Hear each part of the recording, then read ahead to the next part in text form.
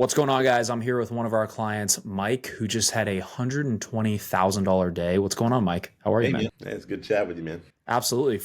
I guess for anybody who maybe doesn't know you or kind of your business, do you mind just giving us a little bit of background on kind of what you do and what your company does? Sure. So we're in video and photo production, specifically in commercial world, and we work in government contracts as well. But one of the main things is that we've really taken on and seen explode is what we call the marketing framework, and it's basically social marketing and ad management and what have you. But it's much more than just creating content and putting it online. It's actually strategy, and that's kind of the big win right there for our clients is that we actually put a strategy and a program Right. in place that allows them to really succeed and thrive. So as opposed to just giving them content, you're actually putting the strategy in place so they can use the content to make more money, generate more leads, whatever it may be, whatever their goal is for the business. Is that right? Yeah, 100%. I mean, and don't get me wrong.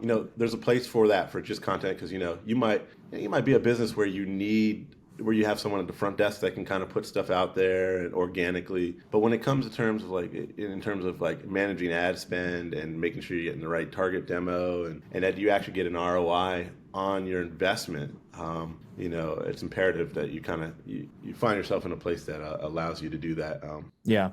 Really Is well. that kind of why, like what made you switch over to wanting to do more of like a marketing framework rather than just creating the content for them? Well, don't get me wrong. I love creating content. I love going on crazy shoots and all over the world, and that's what we do. But for us as a business, I don't like to say, "Hey, we're an agency," because that's kind of faux pas these days to say you're an Yeah. agency. But unfortunately, that's just the best term to say that. Hey, we're not just a production company that just puts together videos, but or marketing content, which we love and we do plenty of. But having a sense of having a program that's consistent for us, but that allows us to be invested in other companies is really helpful because we're in this business to manage, maintain, and have great relationships. Like one of those things. I remember talking with you back in the day. I was like, we don't want to work with someone that we don't want to work with. Yeah.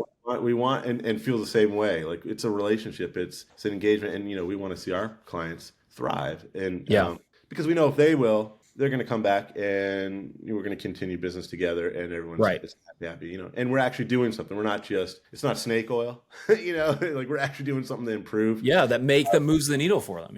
I think Really does. I just asked that because I think a lot of video business owners are kind of wrapped up in just creating the content sometimes. But when it comes to creating content, then helping them get a result, it's a win-win-win for everybody because you're able to actually help them make more money and tie into a revenue source for them, which allows them to justify continuing to pay you. You know what I mean? Yeah, I think 100%. that's one of the smartest moves I've seen is like just helping people use the content that you're creating. It doesn't have to be anything crazy, but just helping them use the content and then helping them achieve a result that's measurable at the end of the day too. Yeah, absolutely. Absolutely. I guess what was kind of the biggest, because I know you jumped in with us last year, like what was kind of the biggest problem you had prior to even joining the program? Like what was one of those problems for you? I was thinking about that. I think one of the things I'll have to backtrack before answering that question. I Sure. think one of the big things is you as an individual, you as a business, you as leading your own business, you've got to figure out what's your learning style. And you got to not only learn it, but you've got to find confidence and be confident in that. Because, there'll be some individuals that can just do A plus B and bam, they just take off.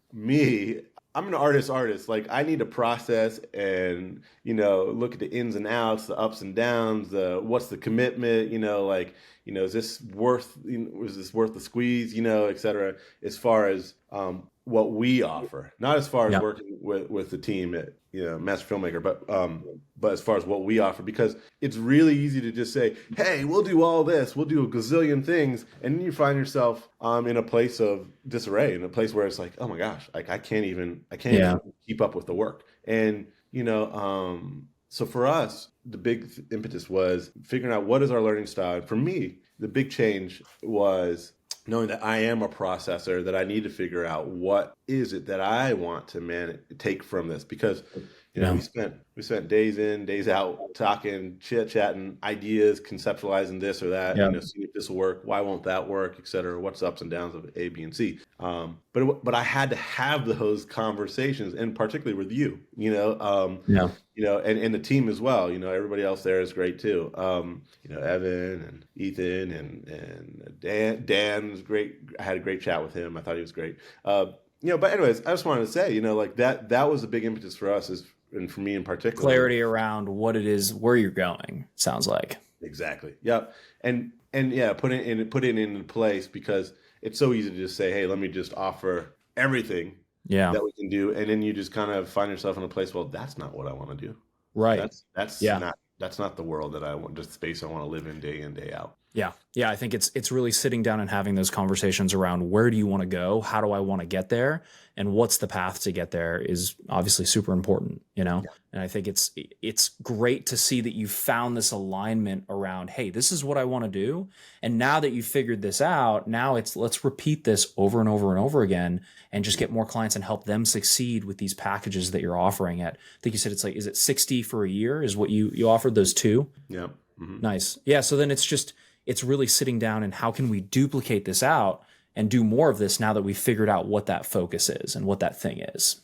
Well, and that's the big thing, right? Like if I want to continually, drop 60 over the course of a year, stack them, get more of those and keep those going. The reality is I have to have a system in place internally. And, it's almost like having buckets that, okay, this does this does that, and this does that, right? Like otherwise, me as an artist with definitely having an artistic mentality, like I'm going to get so nitpicky on every little video, every little thing. And everything is going to have to be not everything has to be a Picasso. And I'm not saying short sight your work and the quality of work at all, because you're only as good as your last project, right? But but the reality is figuring out how to systematize things and then productize things, we've had many chats about that. But I think if someone were to kind of have a deep dive with you or anyone from the team about that and what that means, I think it'll make a lot of sense. Yeah.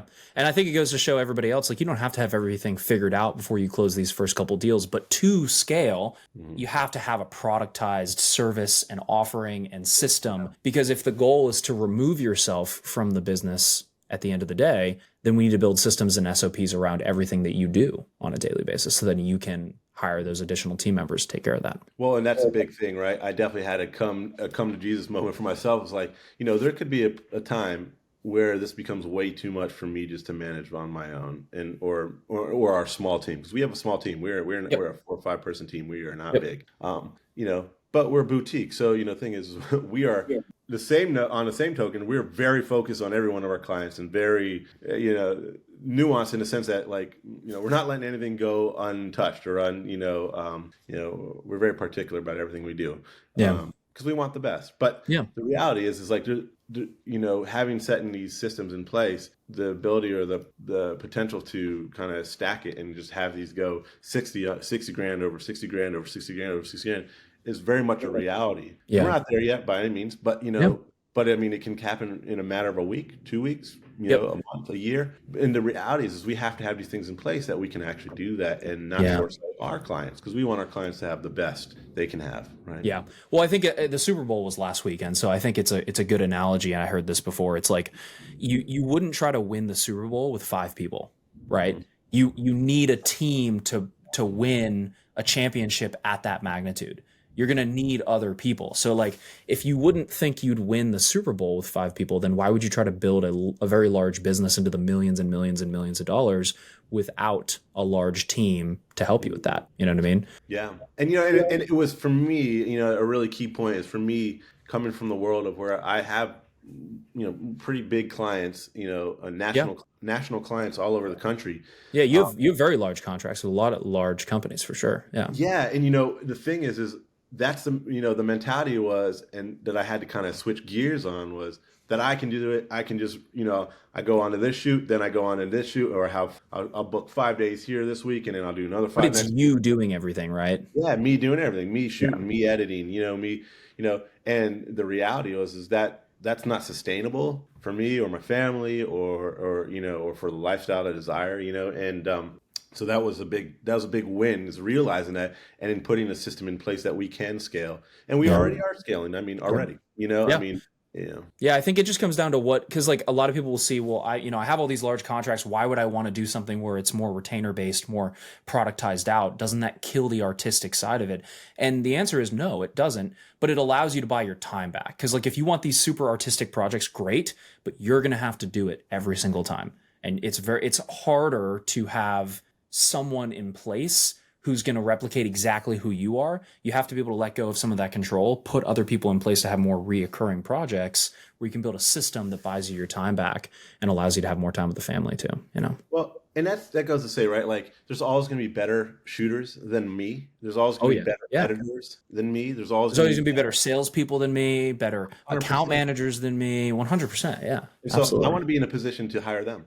That dude, I tell you that I'm the same way. I'm like, my salespeople are better than me, right? My ads guys are better than me. Like I want people to be better than me, because it's like, you don't want to be the best player on your team. You know what I mean? Like that's a problem if you're good at everything. But that's exactly right. Yeah. But yeah, I mean, last question. I'll save you some time here, Mike, because I know you got to get back to closing some more deals. But I guess if anyone is maybe on the fence about just booking a call and speaking with our team, I guess knowing what you know now, what advice would you give them? I'm gonna jump in. Let's figure it out, and let's get dirty. Sure. And I understand that it can be an investment for individuals, and but at the end of the day, you got to ask, what's the cost of keeping things the same? Like, if you don't start making steps towards a plan or a system or a program, then you kind of just remain the same. So, my advice: give me a call.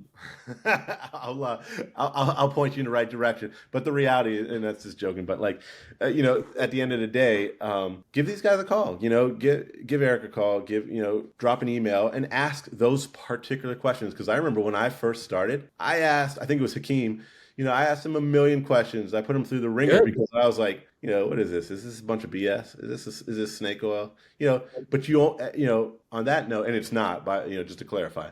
But the reality is you get what you put in. Everyone learns differently. So I think that was a really good strength for you guys to kind of highlight, is that you guys are pretty adaptable in certain situations. Everyone has their own journey, I think. And it just comes down to, like you said, it's not a magic pill. It's not, you get what you put in, but it's a journey of building that business, a journey of kind of self-discovery of where you're looking to go sometimes, So yeah, 100%, man. Very well said. I love that. It's like, what's that statement? It's like, there's no silver bullet. There's no silver bullet. There's 100 BBs, right? It's like giving someone access to a gym or giving them access to resources and tools and coaches. You have to use those resources and tools and coaches. Otherwise, you can't just go to the gym and sit on the couch. You're not going to get a result, So it just comes down to coming in and participating, getting the help that you deserve, and getting to where you want to go.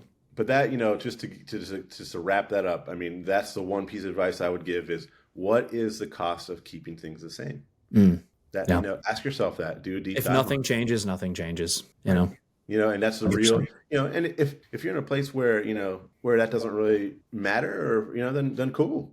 I mean, no harm, no foul, right? But like, if you really want to kind of work at it and you want to grow things, you've got to push the envelope. Yeah. And things of value cost money. So if you're worried about that initial cost, it'll flip back. I mean, it's got to.